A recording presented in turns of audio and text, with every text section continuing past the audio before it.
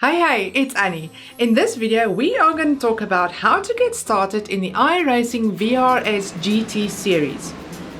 We are going to look at what you need, how to prepare, and what to expect. First things first, what do you need to get started in the VRS series?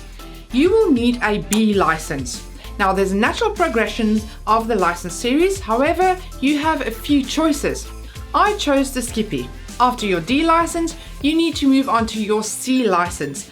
I chose the IMSA series. However, the IMSA series license requirements will change as of the next season in iRacing 2021, and that will move up to a B license. So you might want to have a look at a different series in your C license.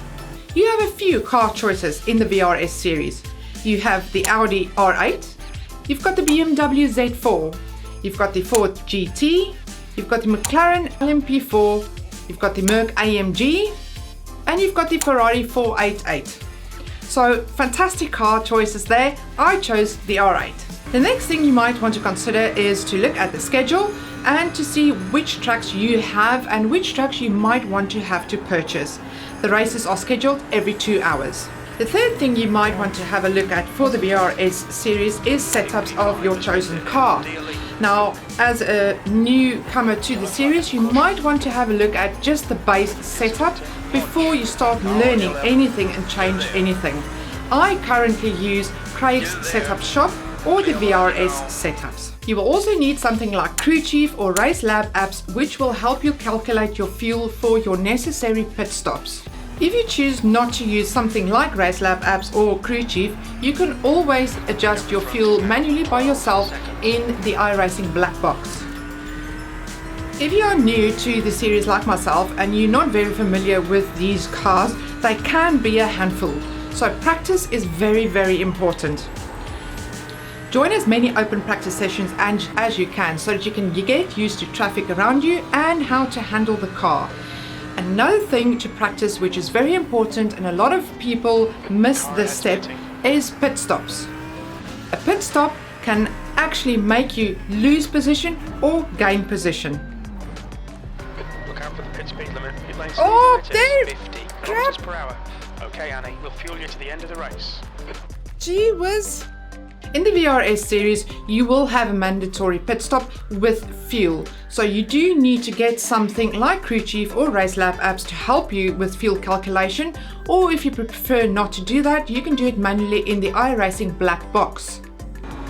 Also, do make sure to uncheck the tyres, because normally during these races you do not need new tyres. If you do decide to use Crew Chief, David Sampson has a fantastic video on how to use Crew Chief and how to set it up racecraft. The next thing you have to consider with these cars is your racecraft. It is a lot different from the Mazdas and it's definitely a lot different than the Skippies. These cars are much wider, so you can misjudge the width of the car and mess up like I did. Oh, and there goes the bollard. Damn, I knew that freaking bollard. Close racing is also definitely different because of the widths of these cars. Car on your right. Oh, Matteo. Okay, go on. Do there. I'm not going to fight you. Not on the first lap. On your left. Oh, Stephen. Do there. Do there. Left is clear now. On your left. The left side is clear. Oh, folks are really more aggressive than Skippy races. So practice side by side, practice going through chicanes 2 or 3 wide, because it does happen. Another thing to remember, these cars can take a beating. They're not like the Skippy. The Skippy is very fragile. The slightest bump and you're in the pits. These cars are robust. However, do be careful because it's not damage free. You can get damage from the car. But yeah, you can take a slight bump or two. Another thing to remember with VRS, there are no fast repairs. So the cleaner your race and the more you keep the car on the road, the better for yourself, and you don't end up in the pits with an 8-minute or 10-minute or 35-minute repair time. When it comes to pit stops, I normally struggle on deciding when to go in for that crucial pit stop. There's various strategies that you can use, and a lot of people have their own preference. However, my preference is I chose to go in for my required pit stop with about 2 laps of fuel remaining, purely because, for instance, I might be next to another car when I want to go in for a pit stop and then I can't enter the pit lane, and then at least I have that 1 lap or 2 laps of fuel left and I won't run out of fuel. Crew chief will let you know what your fuel level is. Okay, we'll fill you to the end. And when you have to go in for your pit stop. Another way to do the pit stops are if you are stuck in traffic, you can choose to go into the pits to try and get out of that traffic. Race starts in VRS are a bit different from rookie days or even the Skippy.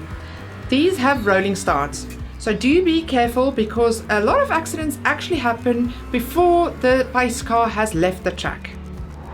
Oh, come on! Seriously? Seriously? If you like this video, please hit the like button and please subscribe if you want to, and also follow us on Twitch for live racing. Thank you for watching. We'll see you in the next video. Happy racing!